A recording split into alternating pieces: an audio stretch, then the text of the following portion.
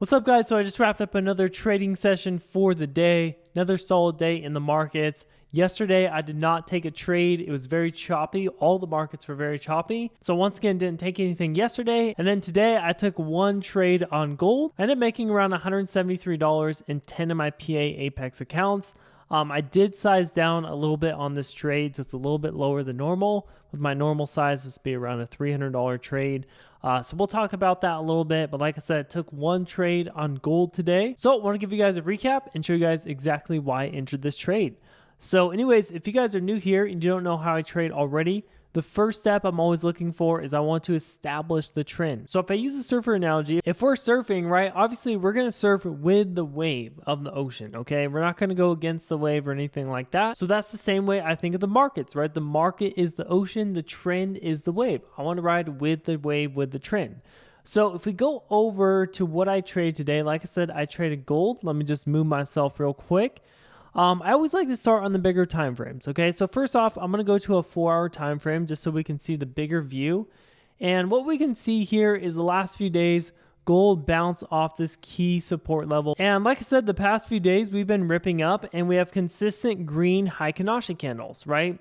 So automatically, I know that a higher probability trade is going to be to go long, right? Because look at how many green candles are in a row, right? We're obviously in an uptrend on gold. Okay, we can also see if we go to the 1-hour time frame, the trend is also up. Okay, we're holding its EMA, so it has a pretty strong trend, and you know it's consistently going up. We had a little bit pullback overnight to our old resistance, turning new support, and we ripped up from there pretty much today. Now I was able to capitalize on this move up today. Okay, and the last thing I do to establish the trend is I next go to the 5-minute time frame, right? I want to make sure all of these line up. The 4-hour, 1-hour, 5 minutes, all in the same trend. That's a perfect setup to me.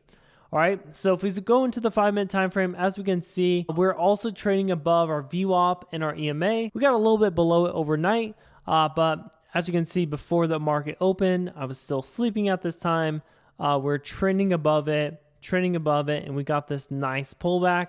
And this is where I was able to snag an entry down here on this pullback. And that's going to bring me to step number 2 of how I trade is I'm looking for entry confirmation. Okay, just because we see a wave in the market doesn't mean we have to take every wave. Just as a surfer, there's multiple waves every minute. They don't have to take every wave they see. They want to paddle on the wave. They want to make sure it's not too choppy. They're going to be able to ride the wave. I look at trading the same way, and this is where I look for my entry confirmations. Okay, so once I establish what the trend is, and I know for sure that I want to go long or short, in this case, it was long, right? And then I can go to the 2-minute time frame. This is the time frame I like to see my entry confirmations. So basically, my entry confirmations is first off, I want to see a pullback on the trend we're on. So we got this nice pullback right here. And then from there, I'm looking for a couple different things, right? First thing I want to see is I want to see volume come in. I want to see the 2-minute MACD to cross, and I want to see a solid 2-minute Heikin-Ashi candle. First off, we see the lows. Some elevated volume came in, so that checked out. This is where I would originally put my stop loss. And then from there, we got the 2-minute MACD to cross on this candle, and then obviously we're getting green Heikin-Ashi candles as well. So basically once this candle closed, that was my confirmation to get in. Now keep in mind, we didn't have that much room to run on this trade since we did cross a little bit late. Ideally, I like to see us cross, on the first or second green candle, but we didn't cross till this third green candle close. Now, normally I would not enter this trade, but because, what do we see here? We saw this candle had pretty good volume right here. So what that means is I could put my stop below this candle. Okay, I always look at volume as my defense for the position. So I originally had to put my stop loss way down here because this is where the volume was. But once this candle closed and this is a nice green candle, I realized I could put my stop up here. And this gave my risk reward a little bit better. Okay, if I had to put my stop way down here, I probably wouldn't enter this thing because the risk reward was so bad.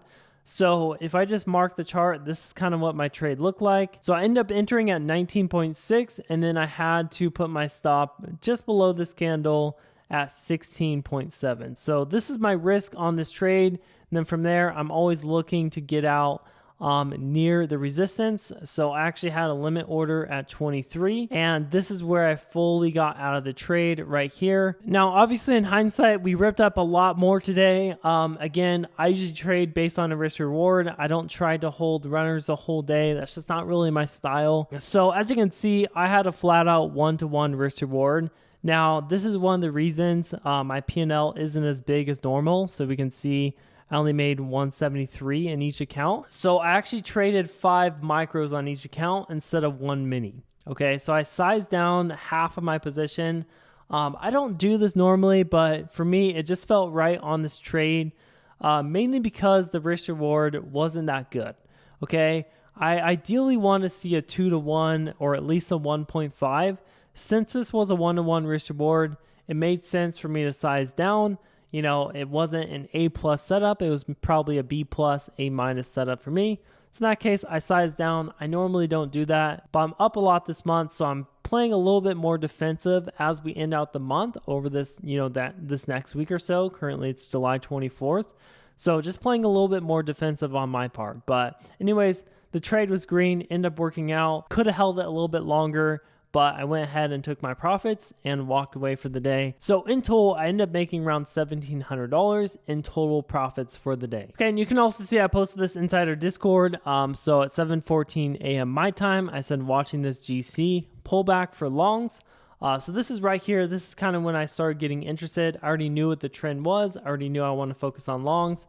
So 7:14 was pretty much up here. We're getting this pullback.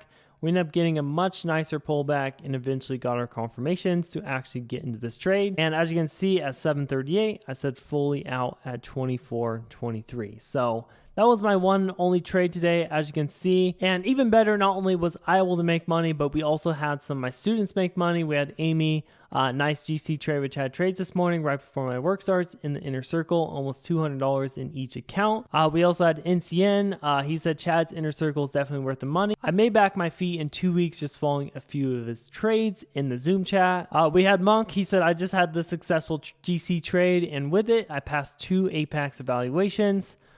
We had Andre, another nice trade with Chad on GC. We had Trader Ash, 1582 in follow-up on GC trade. Long, one account, all PAs done for the day. Thank you again, Chad, for the GC mention. As you can see, he made lots of money today inside his Apex account. So we had all kinds of students take this trade as well with me. And what's cool about this is I don't tell them exactly when to enter, right? What I do is I give them ideas of trades I'm looking for.